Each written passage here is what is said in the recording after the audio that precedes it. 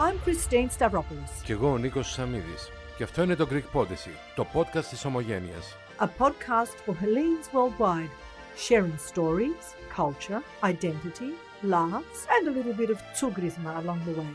Γιατί μπορεί να φύγαμε από την Ελλάδα, αλλά η Ελλάδα δεν έφυγε ποτέ από μας. This podcast brought to you by Natasha Karamiho, your trusted legal voice in Greece for all your legal matters, and Helco Consulting, trusted services for all business and investments in Greece. When we look back to season 1 and season 2, it's amazing to see how many people has joined us, not only as listeners, but as active, like really participating. They did, and they saw themselves in a lot of the stories that we said, that we spoke about, and we answered questions for them that we weren't even asking. And that's why that gives us the will and the power to continue our journey and to make it more even interesting. And we want more people to feel like this journey is their journey. So we would like to welcome you to the season 3 of the Greek Podyssey. And this is the first episode. Welcome, Christine, to the season 3. Yes, I've missed it. Have you? That's the first time I'm saying welcome. It's usually me. Is this our new format now for season 3? It's good to be back, to be honest. We'll have a bit of a well-owned break. We had a well-earned break, but I think it's good to recap on the highlights of season 2. We'll touch on each episode, and I've screenshot a few of the comments because we love the feedback. Yes. So we'll recap, and then anyone that wants to see the full episode, they could go to YouTube or Spotify or Apple and look up season 2, and then you can find all the relevant podcasts. So we had a big variety of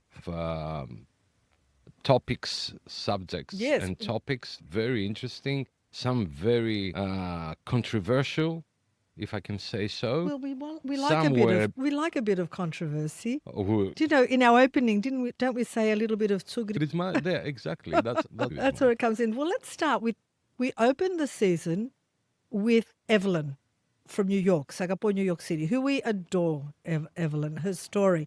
Evelyn left Greece. Evelyn is Ghanaian. Her dad's Ghanaian. Her mother is half Greek Polish. Her papu is Pontian. She was and raised in Greece. Elinida Mesa Pontian dancing. 2 years ago, she left Greece, her home, to start a new life in New York with $2,000 in it. It's like the actual migrant story, isn't it? It is a migrant story, and that's why it is very interesting. It's interesting to see these stories to come true, like the dream is coming true. Well, when Evelyn was telling us this story, I was relating back to the migrant years of my parents when they say, you know, we literally left with a suitcase. And Evelyn said, I had $2,000 with me and I went to America, and her dream is to open her Greek restaurant, Singapore, New York City. In the interim, she was married as well. And we just love Evelyn. And everybody loved it. It said, you know, thank you for the story. She's an amazing person, you know, standing up and proud and Greek.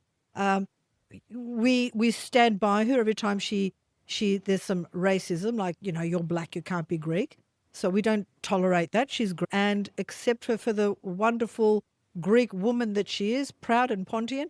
Her food is divine. And we wish Evelyn every success. And we want to keep in touch for the opening of her New York, Singapore, New York restaurant. New York City.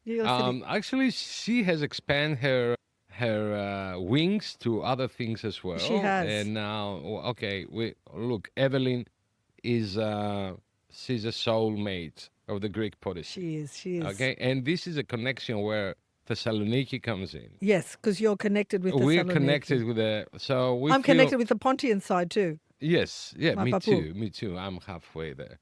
Now, second episode, episode 2, Echoes of the Heart, Feeling Greek. I'll just read some of the comments and we'll just touch on a bit of it. So what was this about? That was feeling Greek. How do you feel Greek? What elements make you Greek?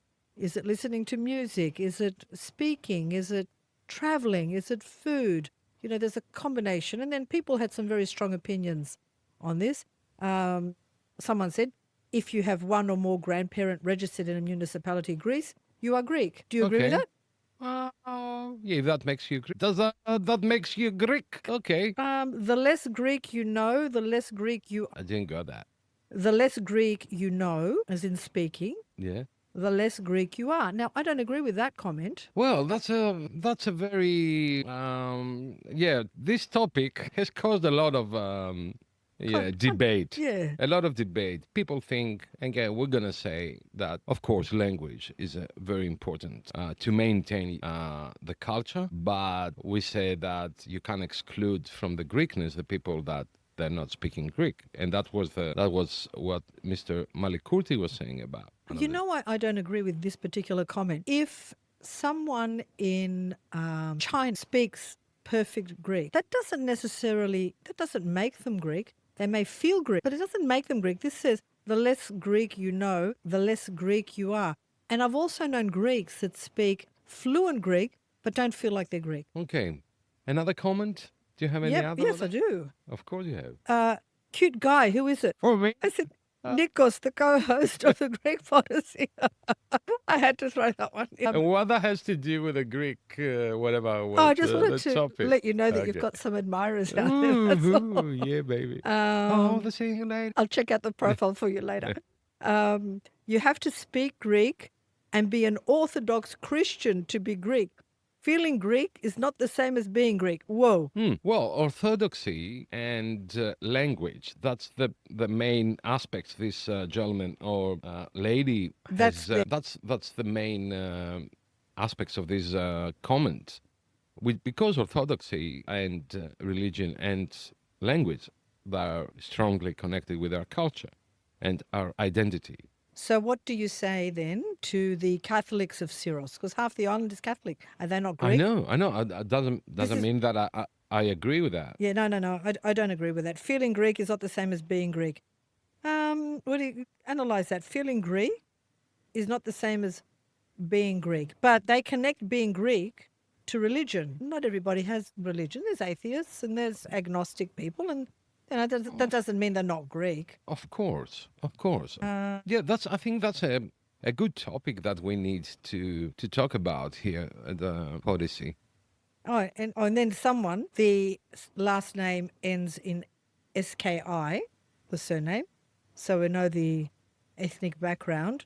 It says, according to your first constitution, Greek can be anyone who will be baptized and received the Orthodox religion. And that's it. Every dog can be Greek. So we get these stupid comments. Well, I don't know why you're referring to this comment. Like, it's not Yeah, even just to show- worthy. We get stupid comments. Yeah, no? but it's not even worthy to comment on that. That's, So that's just stupid. when you see comments like that, Yeah. you either ignore them or you put them in their place. Anyway, What was the episode 3? I'm the still episode just two- one last one. This one. Okay, This you one. I like like this this one. one. This one says, "You bet," and he says, "I love the way he writes it." In Greek, I'm a half Canadian Greek, and I love it. So that person feels Greek. They're half Canadian, and they're learning Greek, and they love it. So that is the So we can see there is a lot of love from people that they're not like Greek 100% Greeks, and there is a lot of love for learning Greek, learning the dances, like cooking Greek foods. Well, that's where Philhellenes come into the picture. Exactly. Philhellenes. Let's not forget our Philhellenes because they're very Oh, important. no, of course they're Very, not. very important to our culture and very important to our podcast. Episode 3, Ancient Hellas versus Modern Greece. Have we so? Someone said, yes, in Agora they were arguing what is courage, what is knowledge, etc. And now they are arguing about football. We still got it. So, we do it on a different level. Well, yeah, I remember that episode. And It was then a very good someone one. said, true. Greeks invented philosophy, especially at mums. So, as my youngest son used to say, you have to excuse my mother for being philosophical, but she is Greek, Well, my son is using that. Of course, you're not arguing. We are Greeks. Yes, don't argue. Yeah, I get that. Don't argue with my mother. She's Greek. Episode 4, Is Greece the Land of Opportunity? So I remember this episode. We tried to see Greece now with new eyes, because Greece now these days it's a different of what that it used to be. that was the episode we introduced our new contributor, Lucas from Helco Consulting, and we had this conversation with him. And then somebody commented, facts are facts. Not listening to some frappe philosopher who last visited his or her village in 1982 and sits there telling what Greece is like. Well done, Lucas. So he was inspired by the opportunities that Lucas was presenting that are available now in Greece. It's really evolved. There's always going to be the detractors, but just like Greek made products in Australia said, when you've left in 1982 and you've got that mentality, even really from the time of the crisis, we've gone and we've changed and moved forward even since the latest financial crisis. Oh yeah, 100%. It's the classic thing, opportunity grows from adversity. Yes, we always say that. Yeah. We always say And it's that. true. If you look It through is, it history, is. even from the Great Depression, that's where the opportunities happen. So And that's, I would like to say that Helco Consulting will continue with us in this season with tips and advices for your business, your investments, whatever. anyone you that's need wanting do. to invest, start a business, the opportunities are limitless. So we'll talk about that at a later stage. Someone said, and this was a nice Asian gentleman, because the Greek gods live there too. That's lovely. That's very nice. I like that. And goddess. And he's somebody. So we'll argue against. I will argue against this. Don't believe it. Tourism is not a job, nor is real estate. Selling overpriced homes, apartments to non-citizens is not helpful. Parasitic jobs are not growth opportunities. 800 euros a month is not a job, it's a survival. Firstly, tourism is an industry, it's not a job. Well, this guy is saying all that to us. We're living in Sydney. Yes. We know what is overpriced, what it means a property to be overpriced, Yep. and all that. But I think, maybe now Greece is a bit overpriced, the real estate at the moment, but not to the level that it's not affordable. I think what set that over the limit were golden visas in property. The Greek government now, I think, is pulling back on that a bit, and golden visa is encouraged in investment. Yes, I think there are different criteria now for the golden visa. I think they've been updated recently. You can't have investments without using these tools. Those tools are designed to attract investors. And to create business opportunities. If you work in tourism, I don't see as someone that's going to go and work in tourism in a hotel, for example. When you talk about business opportunities, business in tourism, be it a hotel, be it tourist services, all sorts of things. The scope is limitless.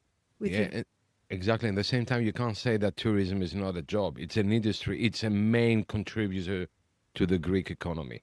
And a lot of offshoots come from that, because when you're a tourist and you visit the country, you can say, wow, you go in and you can see the gaps. I've seen so many gaps where I would love to live in Greece and start these business opportunities, because I can see where the gaps are. And tourism allows that opportunity for the tourist or the Greek returning to Greece as a tourist, as I do every year. And I say, wow, this would be a great opportunity. This is missing that. So I become really enthusiastic. Let me tell you something. That reminds me, coming here to Australia, wherever I was walking, I could see opportunities. So it's not only Greece. It's when you go in a new country to live there. Exactly. And you blend in and you start recognizing the gaps, and you become an idea generator. It's so like I say, you're looking from outside, looking in. So yes, it's different to you. So I could go on and on about the things that I'd love to do. Look, if you're entrepreneurial and you have that in you, you can find opportunities. The opportunities are everywhere, and not only Greece, in Australia, in America, or in Canada, or they're in Greece as well. So keep your eyes open. Greece is ripe for the picking now from all the research and what we will hear further down in our podcast from Helco. You'll be very surprised. So episode 5, which is a global, the reunification of the Parthenon sculptures. Say it with again. Ellie Simons. Reunification of Parthenon sculptures, sorry. It's a difficult word. No, no, no. This one always has emotive comments. That was, sorry, one of the best, for me, episodes of season 2. For me, was so emotional connected with this episode. And it made me feel really proud that there are still people fighting for this cause. And Ellie Simons was our guest, who's the Vice President of the Australian branch of the Reunification Committee. Very passionate about what she does, and she is a keynote speaker at various forums. Are we going to meet it, Ellie? Of course we are, when we go to Greece later this year. We are. Nico and I are going to Greece later this year. Not together. Well, we're going to meet up in Greece. We're going to meet up. So anyone that is in Greece that would like to catch up with Nico and I, drop us a line, DM. If you've got an interesting story for a podcast or something you'd just like to have a coffee with us, please drop us a line. We'd For love coffee, to meet you call Christine. Christine is always available for coffees and soiree. Yeah, and soirees. You have to sing at the soiree. So one of the reason this subject has a lot of passion attached to it, because it also connects back to when we were under Ottoman occupation. We were under occupation, and the scoundrel Lord Elgin has this mysterious piece of paper that says the Ottoman government gave him permission to rip the sculptures off the walls and take them to Britain. Now, Ellie said that we know that no such document exists. Something was found in Italy in Italian and has been translated. But the fact remains that no such document existed. Even Turkey says we don't have any such document in existence. The British Museum were at a stalemate. We always hear that there's been movement on the playing field, but it should be an open and shut case. We've evolved since they were taken. We are now in 2026. We respect tradition, and they need to go back. That was a great episode, and yes, it definitely was one of the highlights of the season. No document is needed. We know the marbles are in the UK, and they came from Athens. A very important document which was only recently discovered by luck. It is written in Italian language, and it should be as it should be. And what is important is that it allows only for specific specimen to be taken, not half of the Acropolis being moved to the UK. So he may have had permission to take a few little rocks or something, not like this person says, rip off, half the building and take it away. The half of the building. Yes. The half of the structure. When it comes to investments and business opportunities, you need more than promises. You need experience that delivers. You need people you can trust. Helco Consulting provides strategic partnerships, clear methods, and services with a strong presence in Greece. Helco Consulting, your trusted consultants in Greece. The next episode was one of my favorite, episode 6, The Greek Spirit of Giving, the Hellenic Initiative. So we Another very strong episode. Another strong episode.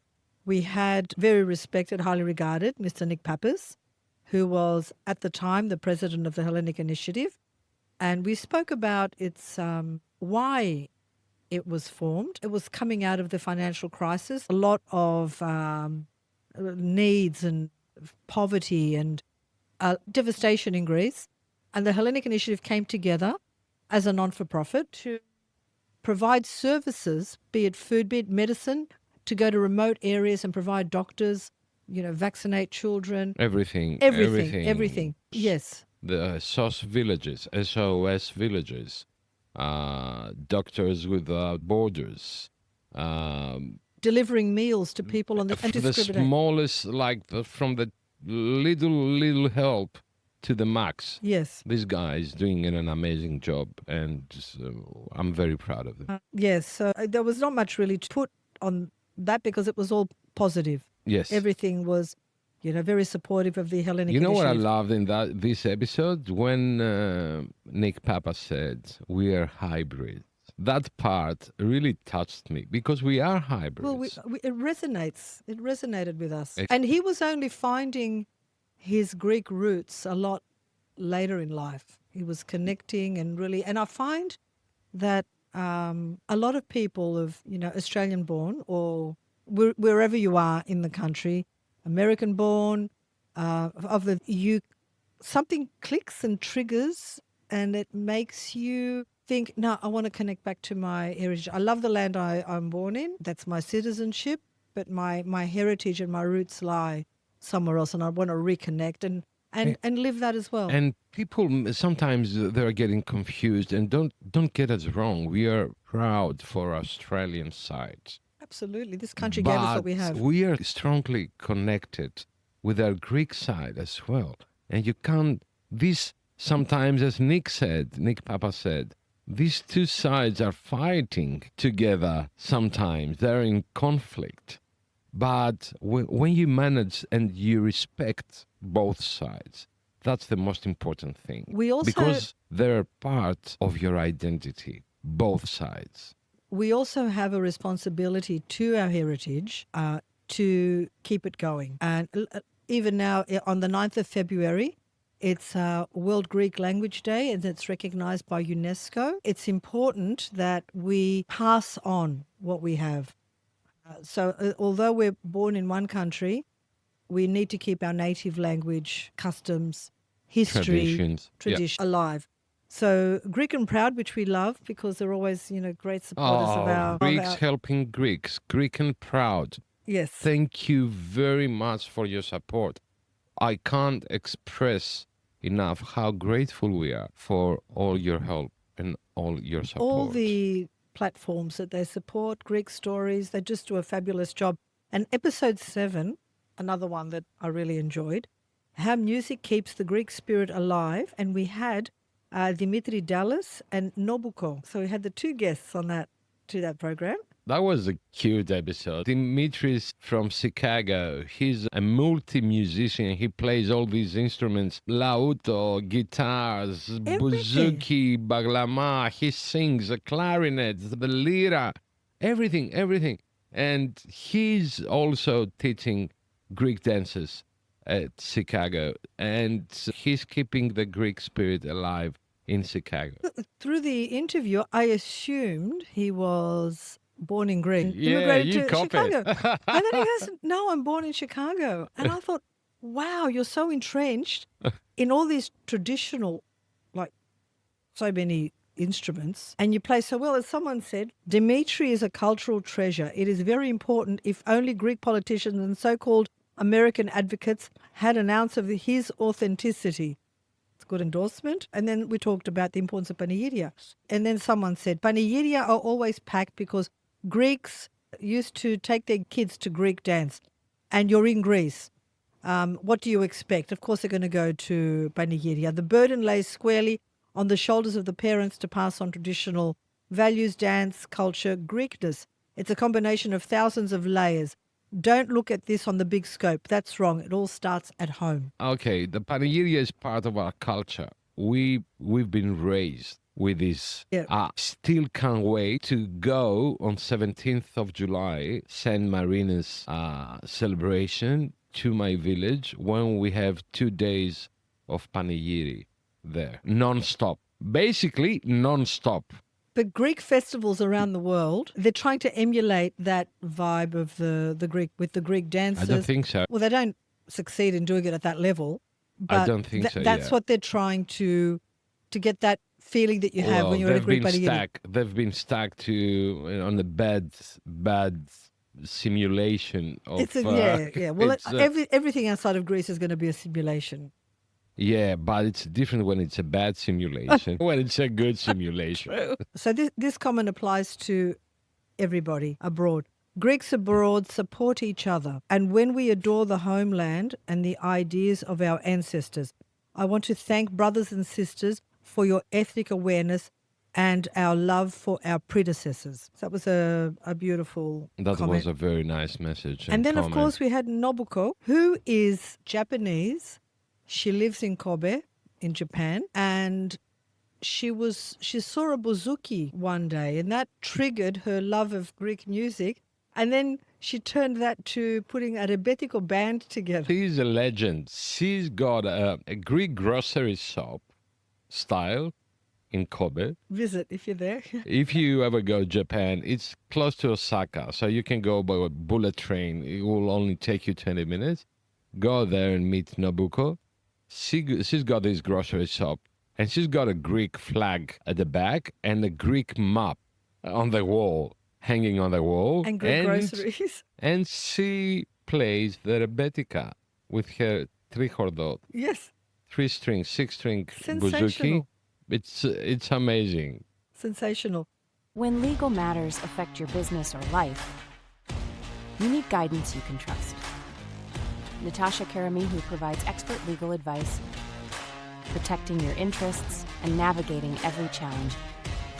Natasha Karamihu, your trusted legal voice in Greece. Episode 8, also a very strong topic. It was migration challenges. That is a universal subject, problem, issue around the world with people migration and how call they it fit in.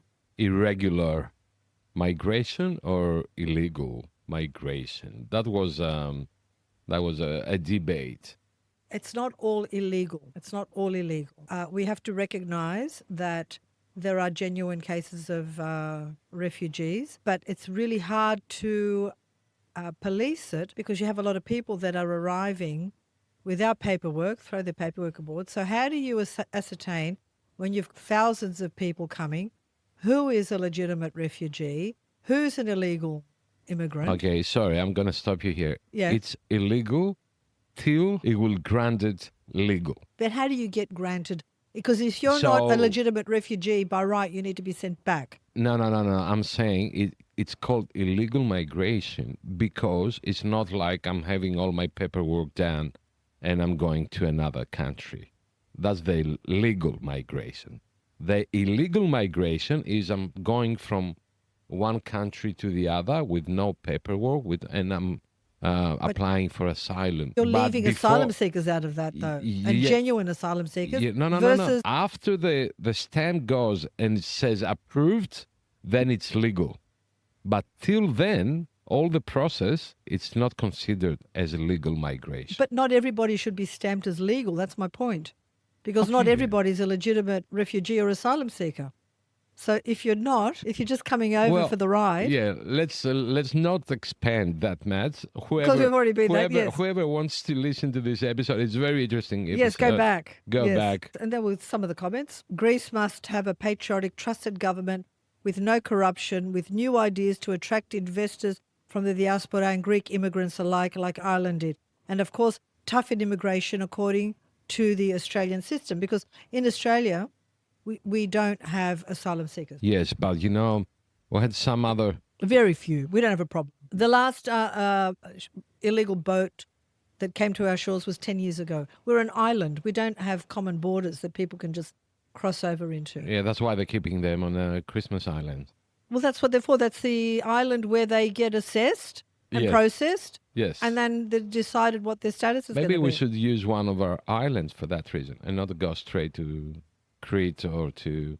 Anyway, it's not a problem that only Greece has. Italy has the same problem. Spain has the same problem. Germany has a problem, yeah. No, Germany is not a welcome country. Yes. So Italy, Spain, and Greece, those three are the ones that. The ones that were the copying most the most. economically challenged are No, the ones. that the more accessible through the waters. Yeah, but it's also sad that they're also the ones that were the most economically challenged during the Well, the whole financial Europe. crisis. Yeah, but the whole like- Europe is like Southern economically. Europe. What? Like Greece, Spain, Italy, they were affected more than, Belgium and Germany and some of the other countries, Germany, during the financial crisis. Yet we were burdened with an influx of so many asylum seekers that came in. What? Nothing. Okay, good.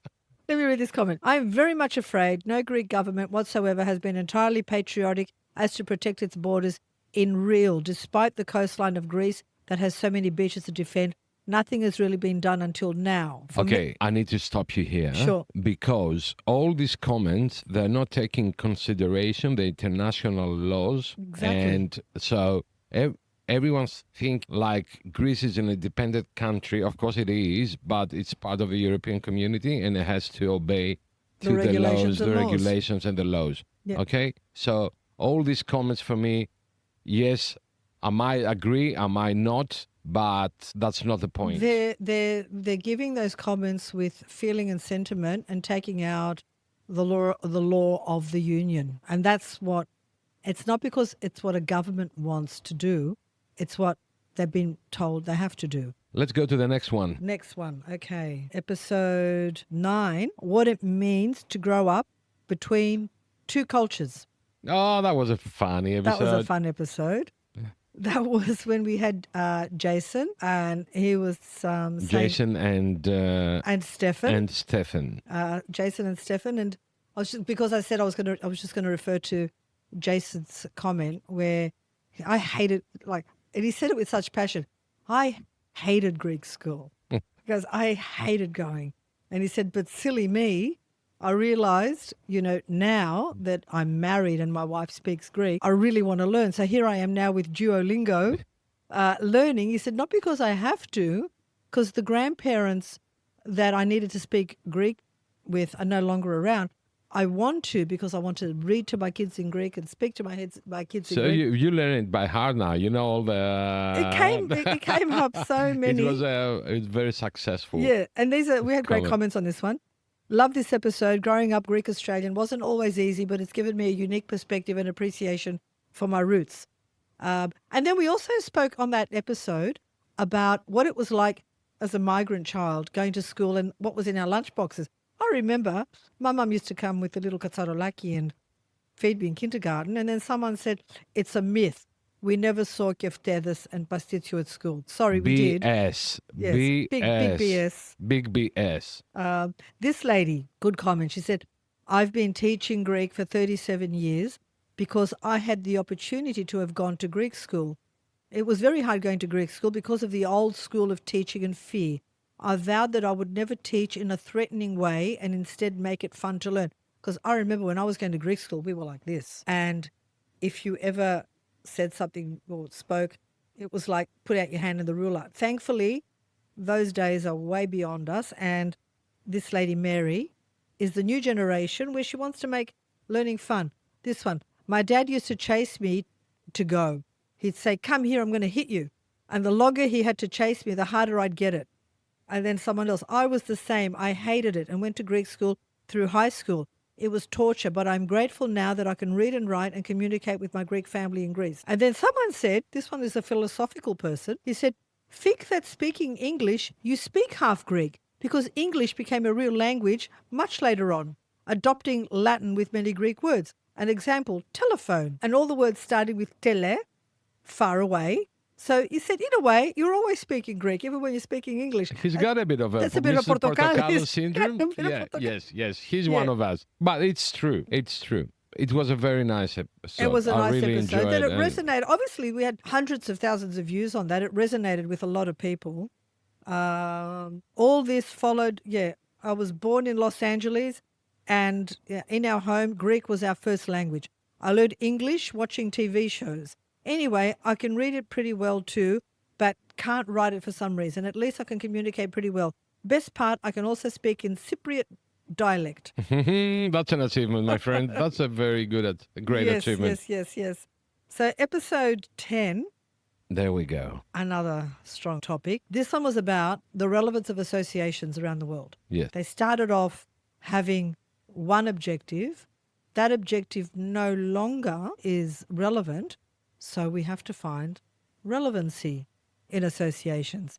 Someone said, sadly, all the young people are just the old people, old habits, old ideas in younger bodies.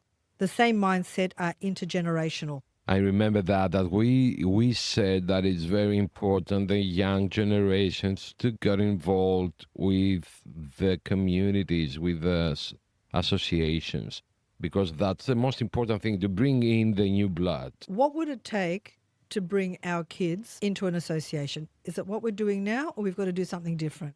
And that was what the basis of that episode was. And it was about the old guard not wanting to let go. And this person said, I agree, we have the same old in Melbourne.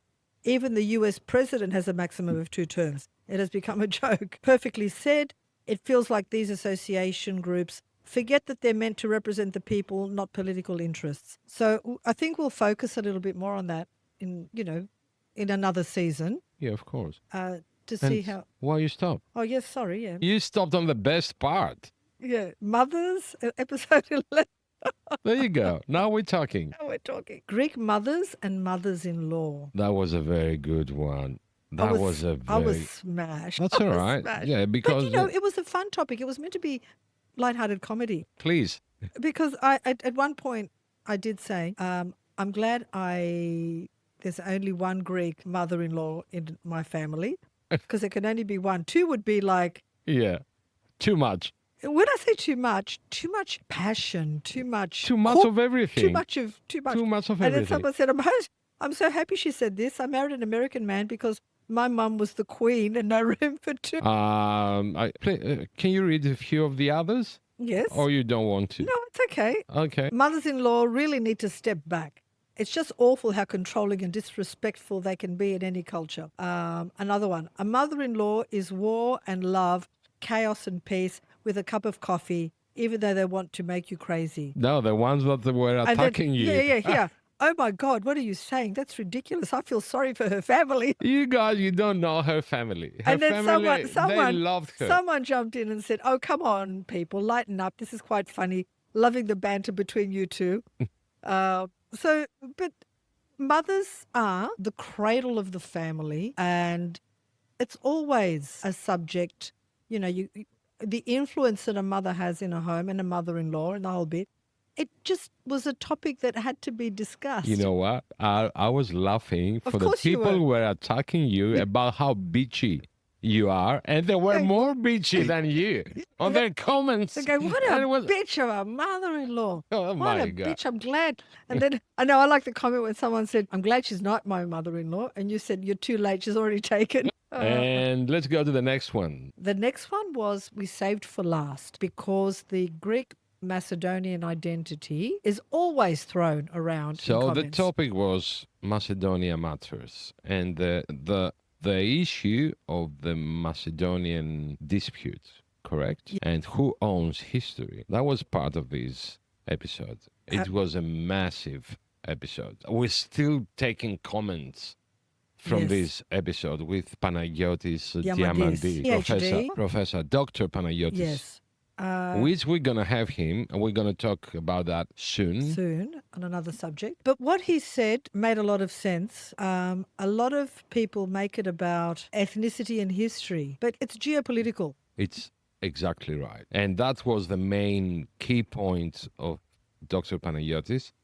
He said it's not an identity issue, it's not a national issue, it's a political issue being created, and that's the reason it causes what it causes. Strategically placed regions that are fertile in location, ports, anywhere where there's a port is a strategic location.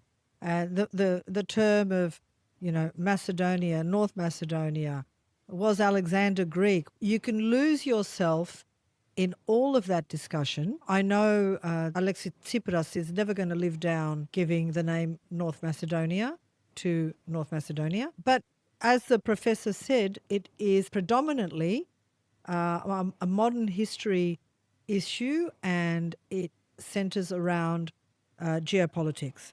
And we had 2 parts. We had Yes, 2 'cause it was a big- episodes big topic. because it was a big topic. Yes. And we had a Christmas episode with Evelyn, of course, Yes. there, which is happy The challenge. cherry, the happy cherry on the cake. The challenge of the kurabiye. The challenge of the kurabiye, the killer Versus biscuit. the And I said, macarono. we Greeks invented kurabiye, and everyone comes down and said, no, this is Persian, this is Turkish, this is Albanian, this is, come on guys, it's the same cookie. Everyone owns Just it. let the But cookie- to be honest, it's Persian. It started from there. You know how they say, that's how the cookie crumbles? Yes, exactly. But okay, come on. Look, it's inevitable that our cuisines are going to overlap, and that's a good thing. Of course, that's the know, beauty of why the be- Mediterranean. That's the Yeah. beauty of the Balkans. That's the beauty of it. Of course, we're sharing. The history is so rich in this region, and we're sharing so many things. Like, come on, guys, relax. Look, instead of fighting over who owns baklava, let's be thankful that we have baklava. I agree with you. Doesn't really Let's matter. be thankful that we can enjoy a piece of baklava instead of fighting who owns baklava. Yes, Anyway, all these recipes have been adapted. Adapted, Of course. Yes. So maybe the kurabiye in Persia tastes different. Look, I add my own touch to every recipe. So you can't, I will, it's never going to be a traditional recipe. I will Yeah, put a little bit of me. Yes. Okay. Don't go there. And we're coming to the season 3 successfully and thankfully and gratefully. And I'm very excited because we're gonna have Lucas and Helco Consulting as contributor, Natasha Karamichou again in our season 3 as a legal advisor for the Greek Podyssey. So she will answer to your questions about all your legal matters, as your will. Do I have to declare my marriage? Do I have to do that? Do I have to do this? And she's the right person to go there. And before you go there, Yes? and we're gonna have Emily from Greek language experts. She will teach us a bit of a Greek. We're giving you some Greek lessons. So we're gonna have some Greek lessons. Yes. So you guys have You've many got a things lot to do, coming and up. let us know if you want something more to be added into that. If We'll you have any questions that you want to in business or property or investment in Greece, you can message us and we'll pass all those on to Lucas. We've had, because Lucas is new to the podcast, this is Natasha's 3rd season coming up now. She's had nothing but great reviews from everybody that has Yes, gone to her. she's Greece. so good. Outstanding. And And Lucas is so helpful to everyone who's interested in. very good. And what else? Well, we just have to keep you all wondering and being in suspense as to what the next... Do you want to say a few? No, let's not say the names of the guests. No, we're not going to... No, we're gonna keep We've you. got to keep a little bit, Yeah. you know. You for can't us. reveal all. It's like a woman that has more mystery if she's draped in some fabric rather than seeing her naked on the table. Okay, that will make like 1 million comments. Okay, I'll agree with that, but Okay. that's true. Well, thank you very much for being with us on the first episode of the season 3. We're very excited to continue our journey, our Podyssey. Welcome to 2026. We hope it was a great start for everybody. Let's hope for some peace in this tumultuous world, health, and let's have fun along the way. And remember, in this podcast, we're not just saying stories. We dive deep into the subjects, into the topics. And that's why this podcast, this Podyssey, it's your Podyssey. So it's your Greek Podyssey. And it's our honor to be bringing it to you. Thank you very much. Thank and you. see you on episode 2. 2 of season 3. This podcast brought to you by Natasha Karamichou, your trusted legal voice in Greece for all your legal matters, and Helco Consulting, trusted services for all business and investments in Greece. I'm Christine Stavropoulos, Κι εγώ ο Νίκος Σαμίδης. Και αυτό είναι το Greek Podyssey, το podcast της Ομογένειας. a podcast for Hellenes worldwide, sharing stories, culture, identity, laughs, and a little bit of tsugrisma along the way. Γιατί μπορεί να φύγαμε από την Ελλάδα, αλλά η Ελλάδα δεν έφυγε ποτέ από μας.